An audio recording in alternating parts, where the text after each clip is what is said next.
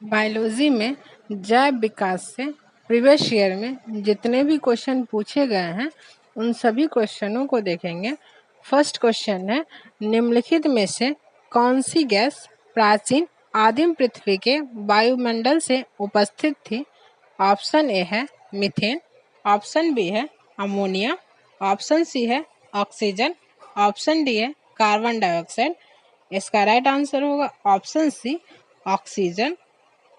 प्राचीन आदिम पृथ्वी के वायुमंडल में ऑक्सीजन गैस नगण्य या अनुपस्थित थी, जबकि methane, CH4, ammonia, NH3, carbon dioxide, CO2 आदि गैस उपस्थित थी। नेक्स्ट क्वेश्चन है, पृथ्वी पर सबसे पुराना जीव कौन सा है? ऑप्शन ए है नीलहरित शैवाल, ऑप्शन बी है कवक, ऑप्शन सी है अमीबा, ऑप्शन डी है यूगिलिना। इसका राइट आंसर होगा ऑप्शन ए नीलहरित शैवाल।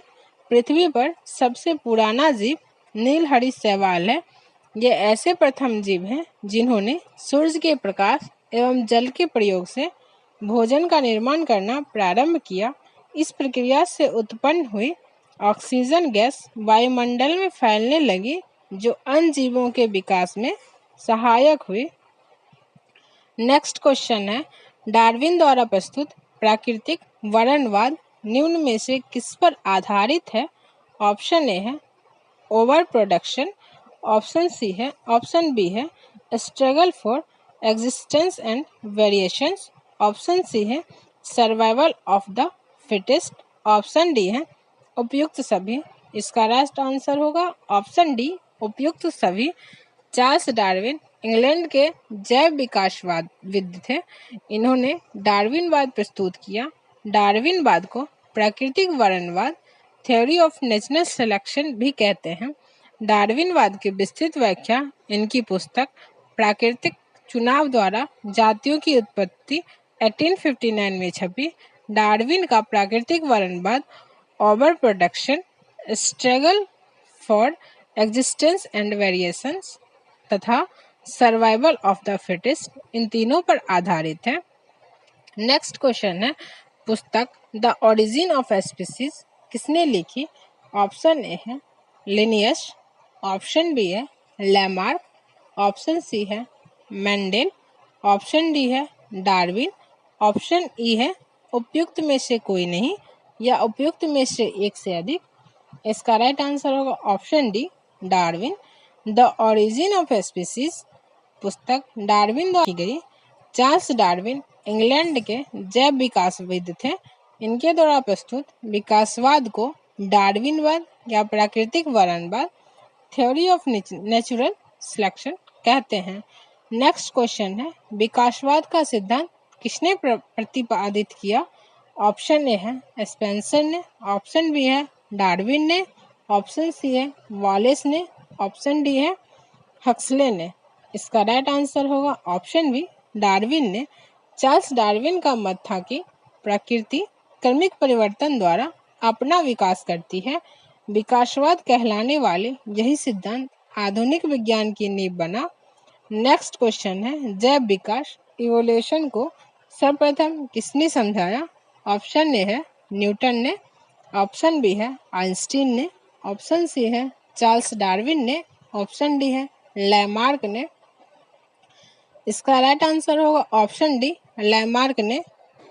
जैव विकास परिकल्पना पर पहला तर्कसंगत सिद्धांत फ्रांसीसी जीव वैज्ञानिक जीन बैप्टिस्ट डी लैमार्क ने प्रस्तुत किया, जो 1809 ईस्वी में अपनी पुस्तक फिलॉसफी जूलॉजिक में छपा। इसे लैमार्क का सिद्धांत या उपार्जित लक्षणों की वंशागति का सिद्धांत कहते हैं। नेक्स्ट क्वेश्चन है, विकास के उपपरिवर्तन सिद्धांत का प्रतिपादन किया था? ऑप्शन ए है हक्सले ने, ऑप्शन बी है डार्विन ने, ऑप्शन सी है लैमार्क ने, ऑप्शन डी है ह्यूगो डी ब्रिज ने। इसका राइट आंसर होगा option D Hugo de bridge ने। विकास के उपपरिवर्तन सिद्धांत म्यूटेशन थ्योरी को हॉलैंड के पादप शास्त्री ह्यूगो डी ब्रिज ने दिया। इसके अनुसार नई जाति की उत्पत्ति अचानक एक ही बार में होने वाली स्पष्ट तथा अस्थायी वंशागत बड़ी विभिन्नताओं के कारण होती है। जाति का पहला सदस्य जिसमें उपपरिवर्तित लक्षण दिखाई देता है उपपरिवर्ती कहलाता है। इन्होंने अपना प्रयोग शांत प्रिमरोज पर किया है। नेक्स्ट क्वेश्चन है, सूची दिया गया है, मिलान करना है। ए है उपपरिवर्तन म्यूटेशन का सिद्धांत, बी है विकास का सिद्धांत, सी है एक जीन एक एंजाइम की परिकल्पना, डी है ऑपेरॉन अवधारणा। इसका राइट आंसर होगा ऑप्शन बी 4312।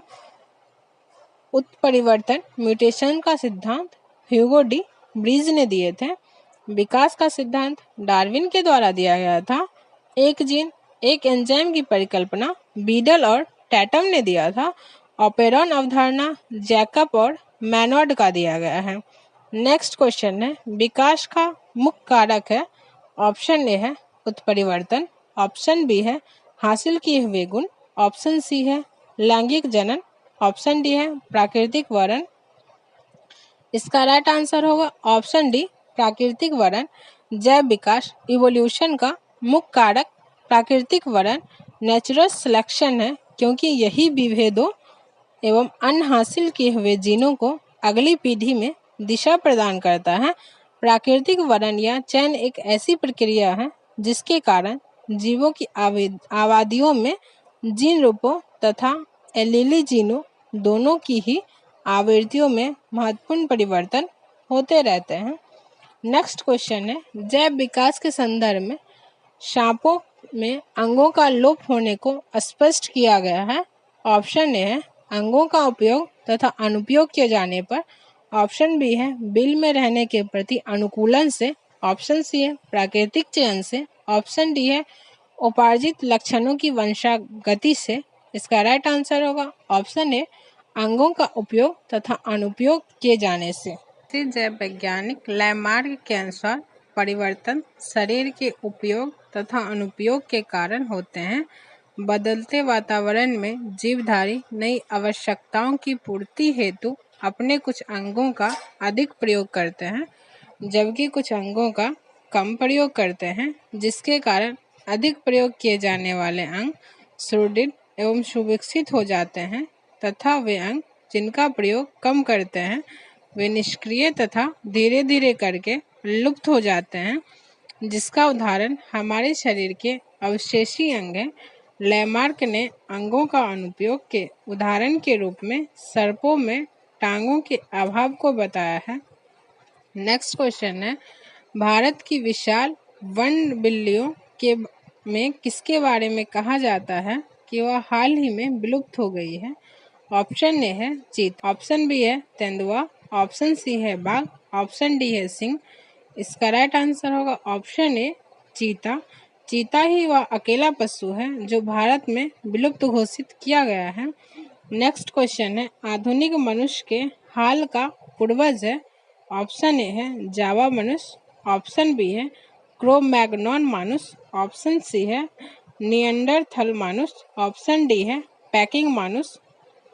इसका राइट आंसर होगा ऑप्शन बी क्रो मैग्नॉन मानुस। क्रो मैग्नॉन मनुष्य को आधुनिक वैज्ञानिक वर्तमान मानव होमो स्पेसियंस का अंतिम सीधा पूर्वज तथा आधुनिक मानव की एक उपजाति होमो सैपियंस फॉसिल्स मानते हैं। क्रो मैग्नॉन का शरीर गठा हुआ है और लगभग 180 सेंटीमीटर 6 फुट लंबा था तथा इसकी कपाल गुहा 1600 क्यूबिक सेंटीमीटर थे। नेक्स्ट क्वेश्चन है, आर्कियोपटेरिक्स है। ऑप्शन ए है जुरेसिक युग का सर्वपुरातन पक्षी, ऑप्शन बी है जुरेसिक काल का सरीसृप, ऑप्शन सी है ट्रायसिक काल का सरीसृप, ऑप्शन डी है ट्रायसिक तथा जुरेसिक दोनों काल का सरीसृप।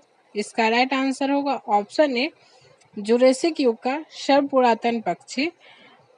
आर्कियोपटेरिक्स जुरेसिक युग का एक सर्वपुरातन पक्षी था जिसके जीवाश्म लगभग 15 करोड़ वर्ष पुरानी जुरेसिक चट्टानों से मिले हैं। यह सरीसृपों तथा पक्षियों के बीच संयोजक जंतु है, जिसमें सरीसृपों की भांति लंबी पूंछ, चोंच में दांत तथा अग्रपादों की उंगलियों पर पंजे थे, फिर भी वह पक्षी था क्योंकि इसके अग्रपाद उड़ने के लिए पंखों में रूपांतरित हो चुके थे। यह जंतु जैव विकास को सिद्ध करता है। नेक्स्ट क्वेश्चन है, आर्कियोपेटेरिक्स किन वर्गों के प्राणियों के बीच की योजक कड़ी है? ऑप्शन ए है उभयचर व पक्षी, ऑप्शन बी है सरीसृप व पक्षी, ऑप्शन सी है सरीसृप व स्तनधारी, ऑप्शन डी है पक्षी व स्तनधारी। इसका राइट आंसर होगा ऑप्शन बी सरीसृप व पक्षी। आर्कियोपेटेरिक्स जुरासिक युग का एक सर्वपुरातन पक्षी है जिसका जीवाश्म लगभग 15 करोड़ वर्ष पुरानी जुरासिक चट्टानों से मिले हैं। यह सरीसृपों तथा पक्षियों के बीच का संयोजक जंतु है। नेक्स्ट क्वेश्चन है, मैमथ पूर्वज है? ऑप्शन ए है कुत्ते का, ऑप्शन बी है घोड़े का, ऑप्शन सी है ऊंट का, ऑप्शन डी है हाथी का। इसका राइट आंसर होगा ऑप्शन डी हाथी का। मैमथ प्रजाति वर्तमान समय में विलुप्त है। यह हाथी का पूर्वज माना जाता है। नेक्स्ट क्वेश्चन है, डायनासोर थे? ऑप्शन ए है सीनोजोइक सरीसृप, ऑप्शन बी है मेसोजोइक पक्षी, ऑप्शन सी है पैलियोजोइक एम्फीबिया, ऑप्शन डी है मेसोजोइक सरीसृप। इसका राइट आंसर होगा ऑप्शन डी मेसोजोइक सरीसृप। डायनासोर विशालकाय सरीसृप थे जो कि मध्यजीवी या मेसोजोइक महाकाय में थे। मध्यजीवी महाकल्प को 3 कल्पों ट्राइसिक कल्प 3.8 करोड़ वर्ष का, जुरेसिक कल्प 5.7 करोड़ वर्ष का तथा क्रिटेशियस कल्प 7 करोड़ वर्ष में बांटा गया है। क्रिटेशियस में डायनासोर पुष्पीय पादपों स्तनियों का विकास होता रहा, किंतु अंतिम चरण में उत्तरी महाद्वीपों के जुड़ने, गोंडवाना महाद्वीप के पृथक होने तथा पृथ्वी पर उल्कापिंडों के गिरने से डायनासोरों सहित लगभग 76% जंतुओं की व्यापक विलुप्ति हुई थी। ये सभी प्रश्न जैव विकास से संबंधित प्रीवियस ईयर के प्रश्न हैं।